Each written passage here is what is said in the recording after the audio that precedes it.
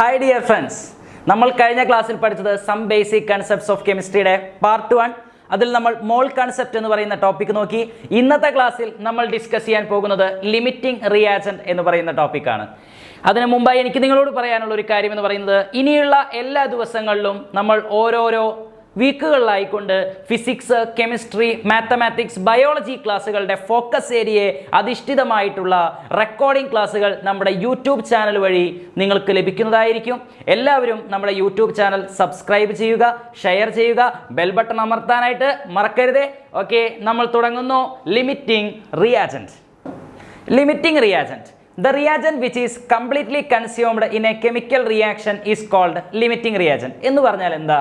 അതായത് ഒരു chemical reaction നടക്കുന്ന സമയത്ത് അതിൽ കംപ്ലീറ്റ് ആയിട്ട് ആദ്യം കൺസ്യൂം ചെയ്യുന്ന എലമെന്റിനെ അല്ലെങ്കിൽ കോമ്പൗണ്ടിനെ അല്ലെങ്കിൽ മോളിക്യൂളിനെ നമ്മൾ വിളിക്കുന്ന പേരാണ് ലിമിറ്റിംഗ് റിയാജന്റ്.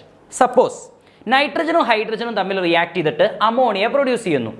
ഇതിൽ നൈട്രജൻ ആണ് ആദ്യം കംപ്ലീറ്റ് ആയിട്ട് റിയാക്ട് ചെയ്ത് കഴിയുന്നതെങ്കിൽ നൈട്രജൻ ആണ് ലിമിറ്റിംഗ് റിയാജന്റ്. അതല്ല, ഹൈഡ്രജൻ ആണ് ആദ്യം കംപ്ലീറ്റ് ആയിട്ട് കൺസ്യൂം ചെയ്യുന്നതെങ്കിൽ ഹൈഡ്രജൻ ആണ് ലിമിറ്റിംഗ് റിയാജന്റ്. ഇനിയിപ്പോൾ നൈട്രജനും ഹൈഡ്രജനും രണ്ടുപേരും ഒരുമിച്ച് കൺസ്യൂം ചെയ്ത് കഴിഞ്ഞാലോ there is no limiting reagent. Limiting reagent ഒന്നും തന്നെ വരുന്നില്ല. അപ്പോൾ അങ്ങനെയാണെങ്കിൽ ഒരു എക്സാമ്പിൾ ഒന്ന് നമുക്ക് നോക്കിയാലോ. ലിമിറ്റിംഗ് റിയാജന്റിന്റെ എക്സാമ്പിൾ ഏതാണ്? ശരി, നമുക്ക് ഏറ്റവും എളുപ്പമുള്ള എക്സാമ്പിൾ എപ്പോഴും നമ്മുടെ ടെക്സ്റ്റ് ബുക്കിലായാലും ഗൈഡുകളിലായാലും നമുക്ക് ഏറ്റവും സുപരിചിതമായ ലിമിറ്റിംഗ് റിയാജന്റിന്റെ എക്സാമ്പിൾ എന്ന് പറയുന്നത് അമോണിയയുടെ എക്സാമ്പിളാണ്. നമുക്കത് വെച്ചിട്ട് തന്നെ നമുക്ക് പഠിക്കാം. Okay, for example nitrogen N2 + 3H2 gives 2NH3 എന്ന ഒരു റിയാക്ഷൻ നമ്മൾ എടുത്തു. ഇതിൽ നൈട്രജൻ്റെ മാസ്, ശരിക്കും നൈട്രജൻ്റെ മോളിക്കുലാർ മാസ് വരുന്നത് 28 ഗ്രാം ആണ്. ഹൈഡ്രജൻ്റെ മോളിക്കുലാർ മാസ് വരുന്നത് 6 ഗ്രാം എന്നാണ് വരുന്നത്. അപ്പോൾ 28 ഗ്രാം നൈട്രജനും 6 ഗ്രാം ഹൈഡ്രജനും റിയാക്ട് ചെയ്ത് പ്രൊഡ്യൂസ് ചെയ്യപ്പെടുന്ന അമോണിയയുടെ എമൗണ്ട് 34 ഗ്രാം ആണ്. 28 ഗ്രാമിന് 6 ഗ്രാം. അപ്പോൾ 28 ഗ്രാം റിയാക്ട് ചെയ്ത് കഴിയുമ്പോൾ 6 ഗ്രാമും കംപ്ലീറ്റ് റിയാക്ട് ചെയ്ത് കഴിയും. അപ്പോൾ ലിമിറ്റിംഗ് റിയാജന്റ് ഒന്നും ഇല്ല കേട്ടോ. പക്ഷേ ഇതിന് പകരം നമ്മൾ വേറൊരു എക്സാമ്പിൾ ഞാൻ ചൂസ് ചെയ്യാം. 28 ഗ്രാം എടുക്കുന്നതിന് പകരമായിട്ട് ഞാൻ എടുക്കുന്നത് സപ്പോസ് ഒരു 14 ഗ്രാം ആണെന്ന് വിചാരിക്കുക. 14 ഗ്രാം നൈട്രജൻ എടുത്തു. ഹൈഡ്രജൻ്റെ എമൗണ്ട് എടുക്കുന്നത് 6 ഗ്രാം തന്നെ, 6 ഗ്രാം തന്നെയാണ് ഹൈഡ്രജൻ എടുക്കുന്നത്. അപ്പോൾ നിങ്ങൾ ചിന്തിക്കൂ, 28 ഗ്രാമിന് റിയാക്ട് ചെയ്യാൻ 6 ഗ്രാം വേണം. ഓക്കെ, 28 ഗ്രാമിന് റിയാക്ട് ചെയ്യാനായിട്ട് 6 ഗ്രാം വേണം. അങ്ങനെയാണെങ്കിൽ 14 ഗ്രാമിന് റിയാക്ട് ചെയ്യാനായിട്ട് 28ൻ്റെ നേരെ പകുതിയാണ് 14. അപ്പോൾ 6ൻ്റെ നേരെ പകുതിയായിട്ട് 3 ഗ്രാം. 3 ഗ്രാം ഹൈഡ്രജനെ വേണ്ടോ? പക്ഷെ ഹൈഡ്രജൻ എത്രത്തോളം തന്നിട്ടുണ്ട്? 6 ഗ്രാം തന്നിട്ടില്ലേ? അപ്പോൾ ഹൈഡ്രജൻ്റെ എമൗണ്ട് എന്ന് പറയുന്നത് എക്സസ് എമൗണ്ട് അല്ലേ? എക്സസ് എമൗണ്ട് ഉള്ള ആള് ഒരിക്കലും ലിമിറ്റിംഗ് റിയാജന്റ് ആവില്ല. അപ്പോൾ ലിമിറ്റിംഗ് റിയാജന്റ് ഇവിടെ ആരാ?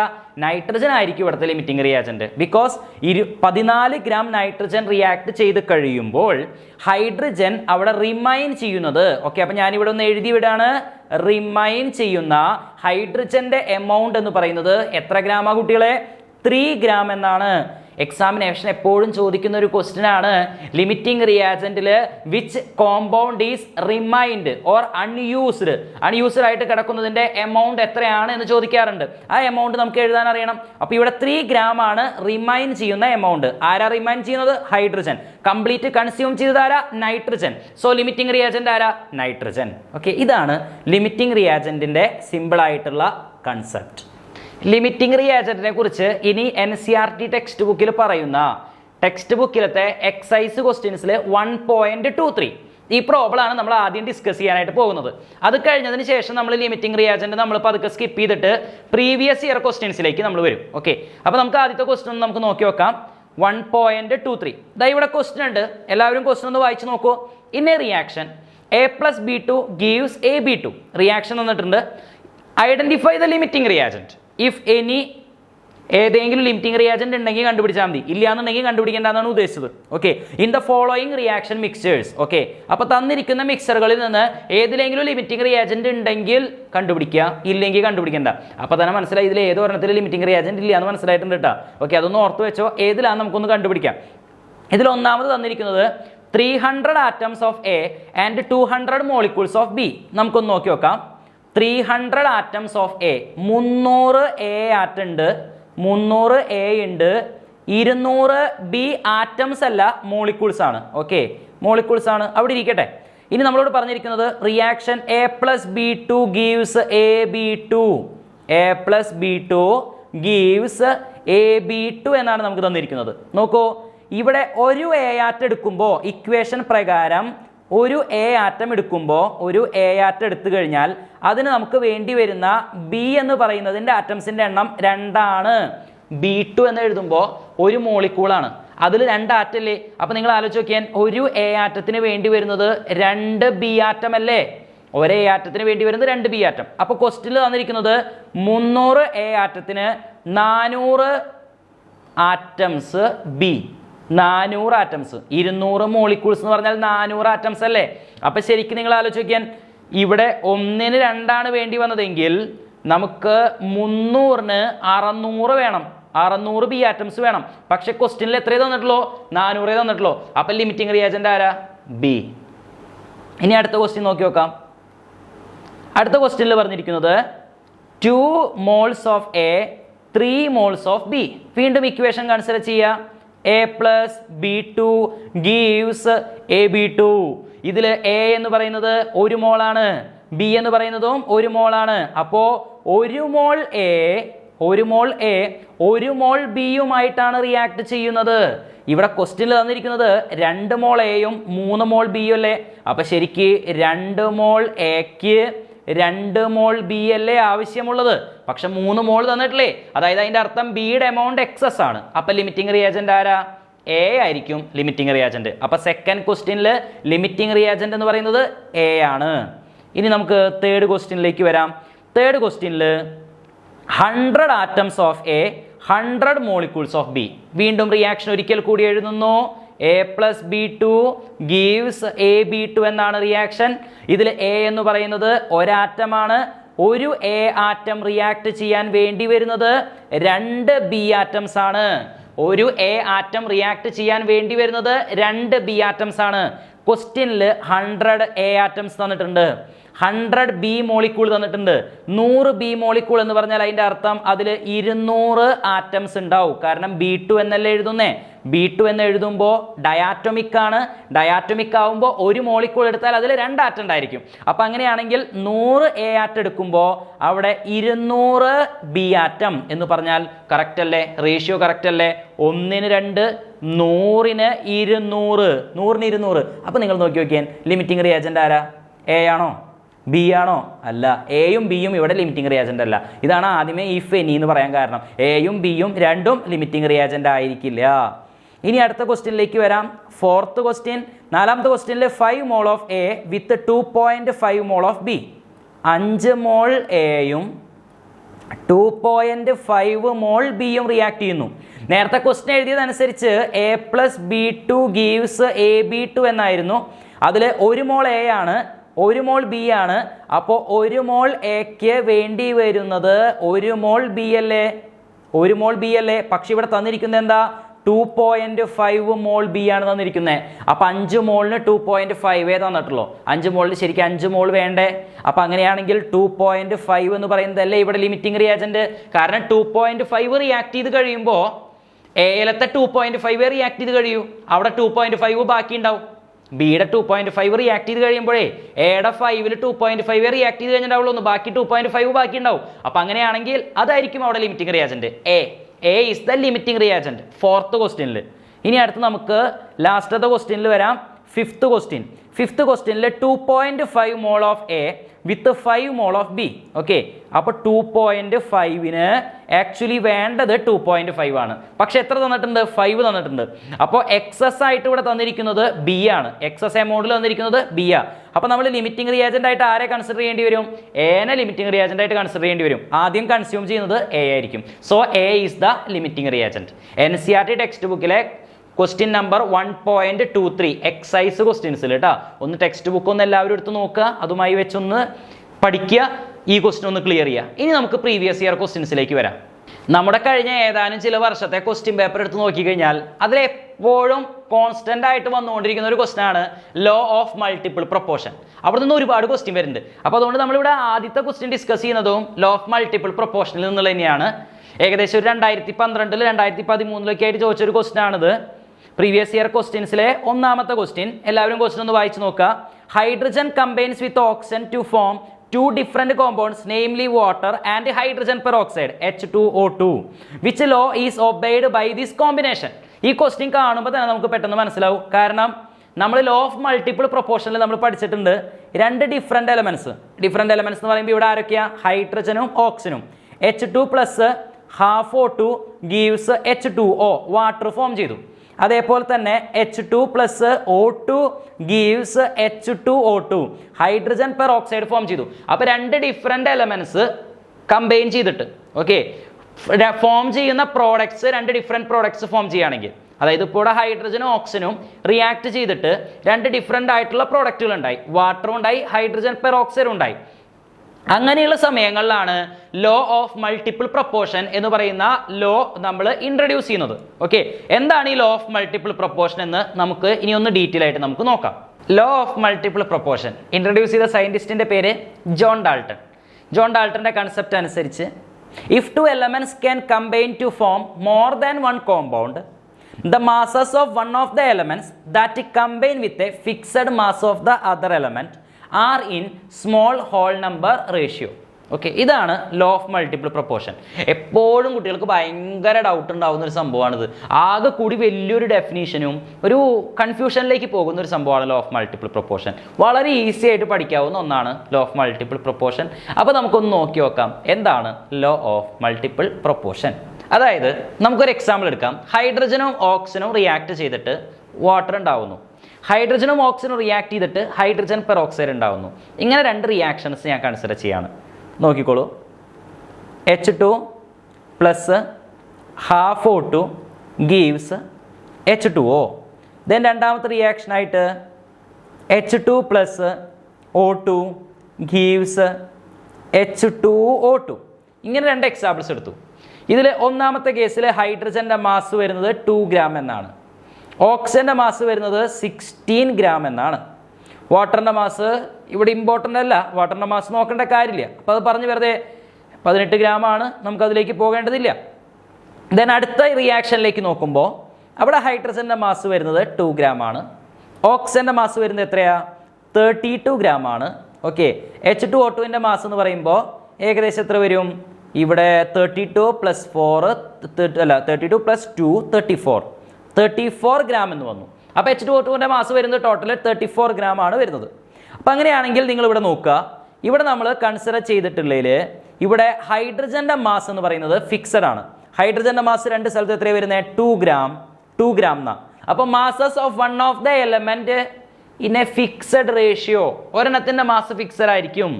The other will be in a simple whole number ratio. അപ്പോൾ അങ്ങനെയാണെങ്കിൽ ഓക്സിജൻ്റെ റേഷ്യോ എന്ന് പറയുന്നത് ഇവിടെ 16:32, ദാറ്റ് ഈസ് ഈക്വൽ ടു 1:2 എന്നാണ് റേഷ്യോ വരുന്നത്. കണ്ടോ? അപ്പോൾ അങ്ങനെയാണെങ്കിൽ 16:32 1:2 ഒരു സിമ്പിൾ ഹോൾ നമ്പർ റേഷ്യോ അല്ലേ? ഇതാണ് ലോ ഓഫ് മൾട്ടിപ്പിൾ പ്രൊപ്പോർഷനിൽ പറയുന്നത്. ഇൻട്രൊഡ്യൂസ് ചെയ്തത് ജോൺ ഡാൾട്ടൺ ആണ്. ഓക്കെ, പ്രീവിയസ് ഇയർ ക്വസ്റ്റ്യൻസിലെ നമുക്ക് രണ്ടാമത്തെ ക്വസ്റ്റ്യനിലേക്ക് കടന്നു വരാം. How many moles of dioxygen are present in 64 gram of dioxygen? വളരെ എളുപ്പമുള്ള ഒരു ക്വസ്റ്റ്യൻ ആണ്, ഒരു പ്രയാസമില്ല. മോൾ കൺസെപ്റ്റ് ഇത്രയും വൃത്തിയായിട്ട് പഠിച്ചിട്ടുള്ള നമ്മളോടോ ഈ ക്വസ്റ്റ്യൻ ചോദിക്കണേ? അപ്പോൾ നമ്മൾ സിമ്പിളായിട്ട് നമ്മൾ കുട്ടികളെല്ലാവരും ആൻസർ എഴുതും അല്ലേ? അപ്പോൾ നമുക്ക് ഇക്വേഷൻ ഒന്ന് ആദ്യം എഴുതി നോക്കാം. Number of moles is equal to mass in gram. Number of moles is equal to mass in gram divided by GMM. Mass in gram divided by GMM എന്നാണ് ഇക്വേഷൻ വരുന്നത്. ഇവിടെ മാസ് ഇൻ ഗ്രാം എന്ന് പറയുമ്പോൾ ഓക്സിജൻ്റെ mass വരുന്നത് 64 gram. Okay, 64 gram divided by GMM എന്ന് പറയുമ്പോൾ ഓക്സിജൻ്റെ GMM എത്രയാ? ക്വസ്റ്റ്യനിൽ തന്നെ അതൊന്നും തന്നിട്ടുണ്ട്. Molar mass of oxygen is 32. So 64 divided by 32 that is equal to 2 mole എന്ന് ആൻസർ വരും. അപ്പോൾ ഓക്സിജൻ്റെ നമ്പർ ഓഫ് മോൾസ് എത്രയായിരിക്കും? 2 മോൾസ് എന്നായിരിക്കും ആൻസർ വരുന്നത്. ഓക്കെ, ദെൻ നെക്സ്റ്റ് ക്വസ്റ്റ്യനിലേക്ക് വരാം. അടുത്ത ക്വസ്റ്റ്യൻ വീണ്ടും ചോദിച്ചിരിക്കുന്നത് ലോ ഓഫ് മൾട്ടിപ്പിൾ പ്രൊപ്പോർഷൻ്റെ ഭാഗത്ത് തന്നെയാണ്. Following data were obtained when dioxygen and dinitrogen react together to form different compounds. Okay, ഇവിടെ നോക്കൂ, നൈട്രജൻ്റെ മാസ് 14 ഗ്രാം, ഇവിടെ ഓക്സിജൻ്റെ മാസ് 16 ഗ്രാം. ദെൻ അടുത്തതിൽ നൈട്രജൻ്റെ മാസ് 14 ഗ്രാം, ഓക്സിജൻ്റെ 32. അപ്പോൾ നൈട്രജൻ്റെ മാസ് ഫിക്സഡ് ആണ്. ഓക്സിജൻ്റെ മാസുകളുടെ ratio 16:32, that is equal to 1:2. Okay, simple whole number റേഷ്യോയാണ്. അടുത്ത എക്സാമ്പിൾ നോക്കൂ. നൈട്രജൻ്റെ മാസ് 28, നൈട്രജൻ്റെ മാസ് വീണ്ടും 28. അപ്പോൾ അങ്ങനെയാണെങ്കിൽ ആ രണ്ട് എക്സാമ്പിളുകളിൽ ഫിക്സഡ് ആണ്. ദെൻ 32:80. ഓക്കെ, 32:80 എന്ന് പറയുമ്പോൾ ഇതിൽ 4 പോകുന്നു, 8 ടൈംസ് 4 പോകുന്നു, 20 ടൈംസ്, ദെൻ 2 4 ടൈംസ് 10 ടൈംസ് വീണ്ടും ക്യാൻസൽ ചെയ്തു. അപ്പോൾ അങ്ങനെയാണെങ്കിൽ 2:5 എന്ന് കിട്ടി. 2:5 എന്നുള്ള ഒരു സിമ്പിൾ റേഷ്യോ തന്നെയാണ് അവിടെയും വരുന്നത്. അപ്പോൾ നൈട്രജൻ്റെയും ഓക്സിജൻ്റെയും വെച്ചുകൊണ്ട് വീണ്ടും ലോ ഓഫ് മൾട്ടിപ്പിൾ പ്രൊപ്പോർഷൻ്റെ ഭാഗത്ത് നിന്ന് ഒരു ക്വസ്റ്റ്യൻ പ്രീവിയസ് ഇയറിൽ ചോദിച്ചിട്ടുണ്ട്. അപ്പോൾ നോക്കൂ നിങ്ങൾ, ഞാൻ ഏകദേശം കുറച്ച് സെലക്റ്റഡ് ആയിട്ട് ക്വസ്റ്റ്യൻസ് എടുത്തു. അതായത് 2012 മുതൽ ഇങ്ങോട്ടുള്ള 2021 വരെ കഴിഞ്ഞ് 2020 വരെ കഴിഞ്ഞിട്ടുള്ള എക്സാമിലത്തെ എല്ലാ പേപ്പേഴ്സും എടുത്തിട്ട് അതിൽ ഫോക്കസ് ഏരിയന് അനുബന്ധമായിട്ട് ഏതൊക്കെ ക്വസ്റ്റ്യൻസ് ആണ് ചോദിച്ചിട്ടുള്ളത് നോക്കി. മെജോറിറ്റി ക്വസ്റ്റ്യൻസ് ചോദിച്ചിട്ടുള്ളത് ലോ ഓഫ് മൾട്ടിപ്പിൾ പ്രൊപ്പോർഷൻ്റെ ഭാഗത്ത് നിന്നാണ്.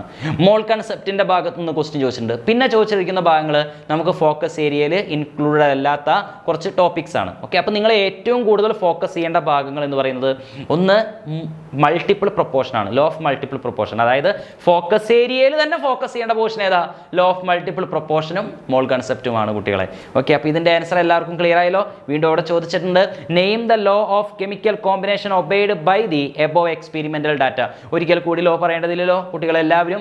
ഒന്ന് ഒരിക്കൽ കൂടി ലോ പറഞ്ഞു നോക്കുക, ആൻസേഴ്സ് എഴുതി നോക്കുക. ഓക്കെ, നമുക്ക് അടുത്ത ക്വസ്റ്റ്യനിലേക്ക് വരാം. അടുത്തായിട്ട് ലിമിറ്റിംഗ് റിയാജന്റിന്റെ ഭാഗത്ത് നിന്ന് പ്രീവിയസ് ഇയർ നമുക്ക് ചോദിച്ചിട്ടുള്ള ഒരു ക്വസ്റ്റ്യൻ ഒന്ന് ഇവിടെ ഡിസ്കസ് ചെയ്യാം. What is mean by limiting reagent in a chemical reaction? എന്താ ലിമിറ്റിംഗ് റിയാജന്റ് എന്ന് പറഞ്ഞാൽ എന്താ? The reagent which is completely consumed in a chemical reaction is called limiting reagent. Okay, then ഒരു ക്വസ്റ്റ്യൻ കൊടുത്തിട്ടുണ്ട്. 28 gram of nitrogen is mixed with 12 gram of hydrogen to form ammonia. As per the reaction, N2 plus 3H2 gives 2NH3. Which is the limiting reagent in this reaction? ഈ റിയാക്ഷനിൽ limiting reagent ഏതാണ് എന്നാണ് ചോദിച്ചേക്കണേ. ഒന്നുകൂടി നമുക്കൊന്ന് reaction ഒരിക്കൽ കൂടി എടുത്ത് എഴുതാം. N2 plus 3H2 gives 2NH3. Equation പ്രകാരം നൈട്രജൻ്റെ മാസ് വരുന്നത് 28 എന്നും ഹൈഡ്രജൻ്റെ മാസ് വരുന്നത് 6 gram ആണ്. പക്ഷേ ക്വസ്റ്റ്യനിൽ തന്നിരിക്കുന്ന നൈട്രജൻ്റെ മാസ് 28, എന്നാൽ ഹൈഡ്രജൻ്റെ മാസ് 12 gram തന്നിട്ടുണ്ട്. അപ്പോൾ നോക്കൂ, ഇവിടെ എക്സസ് എമൗണ്ടിൽ വരുന്നത് ആരാ? ഹൈഡ്രജൻ അല്ലേ? ഹൈഡ്രജൻ ആണ് എക്സസ് എമൗണ്ടിൽ വരുന്നത്. എക്സസ് എമൗണ്ടിൽ വരുന്ന ആളാണോ ലിമിറ്റിംഗ് റിയാജന്റ്? അല്ല. ആരായിരിക്കും അപ്പോൾ ലിമിറ്റിംഗ് റിയാജന്റ്? ഇവിടെ നൈട്രജൻ ആയിരിക്കും limiting reagent. Nitrogen is the limiting reagent. കാരണം നൈട്രജന്റെ എമൗണ്ട് കുറവാണ്, നൈട്രജൻ ആദ്യം കൺസ്യൂം ചെയ്യും. അപ്പോൾ അതുകൊണ്ട് ഇവിടെ നൈട്രജൻ ആയിരിക്കും ലിമിറ്റിംഗ് റിയാജന്റ്. ആക്ച്വലി നമുക്ക് 6 ഗ്രാമേ വേണ്ടോ, പക്ഷേ എത്ര ഗ്രാം തന്നിട്ടുണ്ട്? 12 ഗ്രാം തന്നിട്ടുണ്ട്. അപ്പോൾ അതായിരിക്കും ലിമിറ്റിംഗ് റിയാജന്റ്? അല്ല, ഇവിടെ നൈട്രജൻ ആയിരിക്കും ലിമിറ്റിംഗ് റിയാജന്റ്. നമ്മൾ അടുത്തതായിട്ട് ഡിസ്കസ് ചെയ്യാൻ പോകുന്നത് മോൾ കൺസെപ്റ്റ് എന്ന് പറയുന്ന ഭാഗത്തു നിന്ന് തന്നെ വീണ്ടും ഒരു ക്വസ്റ്റ്യൻ ആണ്. ഇവിടെ ചോദിച്ചിരിക്കുന്നത് number of oxygen atoms in 4 gram oxygen. 4 gram ഓക്സിജനിൽ പ്രസന്റ് ആയിട്ടുള്ള ഓക്സിജൻ ആറ്റങ്ങളുടെ എണ്ണം കണ്ടുപിടിക്കണം. ഇക്വേഷൻ നമുക്കറിയാം. എന്താ? നമ്പർ ഓഫ് മോൾസ് ആദ്യം കാൽക്കുലേറ്റ് ചെയ്യാണ് വേണ്ടത്. നമ്പർ ഓഫ് മോൾസ് കാൽക്കുലേറ്റ് ചെയ്യാനുള്ള ഇക്വേഷൻ എന്താ? Number of moles is equal to mass in gram divided by GAM ഉണ്ട് GMM ഉണ്ട്. പക്ഷെ നിങ്ങൾ ഇവിടെ ഏത് ഉപയോഗിക്കണം? നമ്പർ ഓഫ് ആറ്റംസ് ആയതുകൊണ്ട് നിങ്ങൾക്ക് GAM ഉപയോഗിക്കുകയാണ് നല്ലത്. നമ്പർ ഓഫ് ആറ്റംസ് എന്ന് ചോദിച്ചതുകൊണ്ട്. അപ്പോൾ അങ്ങനെയാണെങ്കിൽ ഞാൻ എഴുതി number of moles is equal to mass divided by GAM എന്ന് എഴുതി. മാസ് വരുന്നത് എത്രയാ? 4 gram ആണ്. ഡിവൈഡഡ് ബൈ ഓക്സിജന്റെ GAM എന്ന് പറയുമ്പോൾ 16 ആണ്. സോ ഡിവൈഡ് ചെയ്ത് പോയി കഴിഞ്ഞാൽ 1/4 ഇസ് ഈക്വൽ ടു 0.25. 0.25 മോൾ എന്ന് വന്നു. ഓക്കെ, ഇത്രയാണ് നമ്പർ ഓഫ് മോൾസ് വരുന്നത്. ഇനി നമ്പർ ഓഫ് ആറ്റംസ് അല്ലേ കാൽക്കുലേറ്റ് ചെയ്യണ്ടേ? അപ്പം അങ്ങനെയാണെങ്കിൽ number of atoms is equal to 0.25 into 6.022 into 10⁻23. അത്ര മാത്രമേ ചെയ്യേണ്ടതുള്ളൂ. അപ്പോൾ number of atoms equal to 0.25 into 6.022 into 10⁻23. ഇതാണ് ആൻസർ വരിക. അപ്പോൾ കുട്ടികൾക്ക് സാധാരണ ഒരു സംശയം വരാറുണ്ട്, GMM ഉപയോഗിച്ചത് ചെയ്തുകൂടെയെന്ന്. GMM ഉപയോഗിച്ചിട്ടും നമുക്ക് ചെയ്യാൻ പറ്റും. അങ്ങനെയാണെങ്കിൽ GMM ഉപയോഗിച്ച് ചെയ്താൽ എങ്ങനെ വരും? N is equal to mass divided by GMM. Okay, number of moles calculate ചെയ്തു. മാസ് വരുന്നത് 4, ഡിവൈഡഡ് ബൈ GMM എന്ന് പറയുമ്പോൾ 32. അപ്പോൾ 4/32 എന്ന് പറയുമ്പോൾ 1 എത്ര വന്നു 8 എന്ന് വന്നു. ഓക്കെ, അപ്പോൾ 1/8 ആണ് നമ്പർ ഓഫ് മോൾസ് വരുന്നത്. ഇനി നമ്പർ ഓഫ് ആറ്റംസ് കാൽക്കുലേറ്റ് ചെയ്യണമെങ്കിലോ number of atoms is equal to, ഇപ്പം എനിക്ക് കിട്ടിയേക്കണം മോൾസ് എന്ന് പറയുന്നത് number of moles of molecules ആണ്, മോളിക്യൂൾസിൻ്റെ. നേരത്തെ number of moles of atoms ആയതുകൊണ്ട് ജസ്റ്റ് ആ അവോഗാഡ്രോ നമ്പർ മൾട്ടിപ്പിൾ ചെയ്താൽ മാത്രം മതി. ഇപ്പം എനിക്ക് കിട്ടിയേക്കണ നമ്പർ ഓഫ് ആറ്റംസ് കാൽക്കുലേറ്റ് ചെയ്യാൻ 1/8 ഇൻറ്റു 6.022 ഇൻറ്റു 10⁻23 ഇൻറ്റു 2 ചെയ്യേണ്ടി വരും. കാരണം ഒരു മോളിക്യൂൾ എടുത്താൽ നിങ്ങൾ ഒരു മോളിക്യൂൾ എടുക്കുകയാണെങ്കിൽ അതിൽ 2 ഓക്സിജൻ ആറ്റംസ് പ്രസൻ്റ് ആയിട്ടുണ്ട് അല്ലേ. അപ്പോൾ അങ്ങനെയാണെങ്കിൽ ഇത്രയും ടോട്ടൽ മോളിക്യൂൾസിൽ ഓക്കെ അതിൽ എത്രത്തോളം ഉണ്ടെന്ന് പ്രസൻ്റ് ആയത് കണ്ടുപിടിക്കാനായിട്ട് ഇൻറ്റു 2 ചെയ്യേണ്ടതായിട്ട് വരും. അപ്പോൾ ഇതിവിടെ ക്യാൻസൽ ചെയ്ത് പോയി 4 എന്ന് വന്നു. That is equal to 0.25 into 6.022 into 10⁻23. നേരത്തെ ചെയ്ത അതേ ആൻസറിലേക്ക് തന്നെ വന്നില്ലേ. അപ്പോൾ GAM ഉപയോഗിച്ചാലും കുഴപ്പമില്ല, GMM ഉപയോഗിച്ചാലും കുഴപ്പമില്ല. GMM ഉപയോഗിക്കുമ്പോഴുള്ള പ്രശ്നം എന്ന് പറയുന്നത് നമുക്ക് കിട്ടുന്നത് മോൾസ് ഓഫ് മോളിക്യൂൾസ് ആയിരിക്കും. GAM ഉപയോഗിച്ചാൽ നമുക്ക് കിട്ടുന്നത് മോൾസ് ഓഫ് ആറ്റംസ് ആയിരിക്കും. ഓക്കെ, അപ്പോൾ അതിനനുസരിച്ച് ഒന്ന് ഡീൽ ചെയ്യുക. ക്വസ്റ്റ്യൻ ഒന്ന് ശ്രദ്ധിച്ച് ചെയ്യുക, അത്രേ വേണ്ടോ. ക്വസ്റ്റ്യൻ ഒന്ന് നോക്കുക, മോൾസ് ആണോ മോളിക്യൂൾസ് ആണോ ആറ്റംസ് ആണോ എന്താണ് എന്ന് നോക്കിയിട്ട് വേണം നമ്മൾ ചെയ്യാനായിട്ട്. അത് തന്നെയാണ് എപ്പോഴും ചെയ്യേണ്ടത് കുട്ടികളെ. നമ്മൾ ജീവിതത്തിൽ ഓരോ ഡിസിഷൻസ് എടുക്കുമ്പോഴും അത്രയും ശ്രദ്ധിച്ച് ആലോചിച്ച് വേണം ഡിസിഷൻ എടുക്കാനായിട്ട്. നിങ്ങൾ നിങ്ങളുടെ +2 കഴിഞ്ഞതിന് ശേഷം നിങ്ങൾ അടുത്തൊരു ട്രാക്കിലേക്ക് പോവാണ്. അവിടെയും നിങ്ങൾ നിങ്ങളുടെ പാത്ത് ചൂസ് ചെയ്യുന്ന സമയത്ത് അവിടെയും നിങ്ങൾ ഒരുപാട് നല്ല ഡിസിഷൻസ് നിങ്ങൾ എടുക്കേണ്ടതായിട്ടുണ്ട്. ആലോചിച്ച് എപ്പോഴും പ്രിപ്പയർഡ് ആയിട്ട് വേണം ഡിസിഷൻസ് എടുക്കാനായിട്ട്. ഇനി നമുക്ക് രണ്ടാമത്തെ ചോദ്യത്തിലേക്ക് വരാം. രണ്ടാമത്തെ ചോദ്യത്തിൽ ചോദിച്ചിരിക്കുന്നത് which is heavier 1 oxygen atom and 10 hydrogen atom. Okay, ഇതിലേതായിരിക്കും ഹെവിയർ ആയിരിക്കുക എന്നാണ് ചോദിച്ചത്. ഓക്കെ, അപ്പോൾ നമുക്കൊന്ന് നോക്കി നോക്കാം. നമുക്കറിയാം ഒരു ഓക്സിജൻ ആറ്റത്തിൻ്റെ കഴിഞ്ഞ ദിവസത്തെ വീഡിയോ സ്റ്റാർട്ട് ചെയ്തപ്പോൾ ഞാൻ ആദ്യം ചോദിച്ച ചോദ്യം ഏതായിരുന്നു? 1 ഓക്സിജൻ ആറ്റത്തിൻ്റെ മാസ് എന്താണ് കമൻറ്റ് ചെയ്യാനോ പറഞ്ഞിട്ട് ഒരു ചോദ്യം ചോദിച്ചിട്ടുണ്ടായിരുന്നു. ഓക്കെ, അതേ ക്വസ്റ്റ്യൻ തന്നെ ഇവിടെ ചോദിച്ചിരിക്കുന്നത് കണ്ടോ. അപ്പോൾ വെറുതെ പറഞ്ഞതല്ല, കഴിഞ്ഞ ദിവസം നമ്മൾ ക്ലാസ്സിൽ ഡിസ്കസ് ചെയ്ത അതേ ക്വസ്റ്റ്യൻ തന്നെ പ്രീവിയസ് ഇയർ പേപ്പറിൽ കിടക്കുന്നുണ്ട്. 1 ഓക്സിജൻ ആറ്റം, ഒരു ഓക്സിജൻ ആറ്റത്തിൻ്റെ mass of 1 oxygen atom is equal to എത്രയാ കുട്ടികളെ? ഒരിക്കൽ കൂടി കമൻറ്റ് ചെയ്യൂ, എത്രയാ? 16 AMU. That is 16 AMU. 16 AMU. Okay, then 10 hydrogen atom. 10 hydrogen ആറ്റത്തിൻ്റെ മാസ് എത്രയാ? Okay, mass of 1 hydrogen atom, ഒരു ഹൈഡ്രജൻ ആറ്റത്തിൻ്റെ മാസ് എന്ന് പറയുന്നത് mass of 1 hydrogen atom is equal to 1 AMU ആണ്. ഒരു ഹൈഡ്രജൻ ആറ്റത്തിൻ്റെ മാസ് 1 AMU ആണെങ്കിൽ 10 ഹൈഡ്രജൻ ആറ്റത്തിൻ്റെ മാസ് 10 ഹൈഡ്രജൻ ആറ്റം 10 ഹൈഡ്രജൻ ആറ്റത്തിൻ്റെ മാസ് എന്ന് പറയുന്നത് എത്രയായിരിക്കും? 10 AMU ആയിരിക്കും. അപ്പോൾ നിങ്ങൾ നോക്കൂ, 10 AMU ആണോ വലുത് 16 AMU ആണോ വലുത്? Definitely it is 16 AMU. അപ്പോൾ അങ്ങനെയാണെങ്കിൽ ആൻസർ വരുന്നത് ഏതാ? 1 oxygen atom which is heavier. 1 oxygen ആറ്റത്തിൻ്റെ മാസ് ആയിരിക്കും ഏറ്റവും കൂടുതലായിട്ടുള്ളത്. 16 AMU എന്നായിരിക്കും ആൻസർ വരുന്നത്. മൈ ഡിയർ ചിൽഡ്രൻ, നമ്മൾ കഴിഞ്ഞ 2 ക്ലാസ്സുകളിലായി പാർട്ട് 1ഉം പാർട്ട് 2ഉമായിട്ട് some basic concepts of chemistry complete ആയിട്ട് ഡിസ്കസ് ചെയ്തിട്ടുണ്ട്. ഇതിൽ മോൾ കൺസെപ്റ്റ് എന്നുള്ള ടോപ്പിക്ക് നോക്കി, ലോ ഓഫ് മൾട്ടിപ്പിൾ പ്രൊപ്പോർഷൻ നമ്മൾ നോക്കി, ലിമിറ്റിംഗ് റിയാക്ഷൻ നമ്മൾ നോക്കിയിട്ടുണ്ട്. ഇത്രയും ഭാഗം വളരെ വൃത്തിയായിട്ട് നിങ്ങൾ എക്സാമിന് പഠിച്ചു പോവുക. എന്തായാലും നിങ്ങൾക്ക് സം ബേസിക് കൺസെപ്റ്റിൽ നിന്ന് ഫുൾ മാർക്ക് അടിക്കാനായിട്ട് സാധിക്കും. ഇതുപോലെ ഓരോ ചാപ്റ്ററും നമുക്ക് ഫുൾ മാർക്ക് വാങ്ങുന്നതിന് വേണ്ടി നിങ്ങൾക്ക് ഹെൽപ്ഫുൾ ആയിക്കൊണ്ട് പ്രസിഡൻസി എൻട്രൻസ് അക്കാഡമിയും ടീച്ചേഴ്സും നിങ്ങളോടൊപ്പമുണ്ട്. നമ്മൾ ഓരോ ദിവസങ്ങളിലായി ഫിസിക്സ്, കെമിസ്ട്രി, ബയോളജി, മാത്തമാറ്റിക്സ് സബ്ജക്റ്റുകളിൽ നിന്നുള്ള ഫോക്കസ് ഏരിയനെ അധിഷ്ഠിതമായിട്ടുള്ള നമ്മുടെ ക്ലാസ്സുകൾ നമ്മൾ യൂട്യൂബിൽ പോസ്റ്റ് ചെയ്യും. എല്ലാ കുട്ടികളും ബെൽ ബട്ടൺ അമർത്താനായിട്ട് മറക്കരുത്, അല്ലെങ്കിൽ നിങ്ങൾക്ക് ലിങ്ക് വരാനായിട്ട് വിട്ടുപോകും. എല്ലാ കുട്ടികളും തന്നെ ഫോളോ അപ്പ് ചെയ്യുക, പഠിച്ചു പോവുക. ഓക്കെ, നിങ്ങളോടൊപ്പം ഞങ്ങളുണ്ട് പ്രസിഡൻസി എൻട്രൻസ് അക്കാഡമി.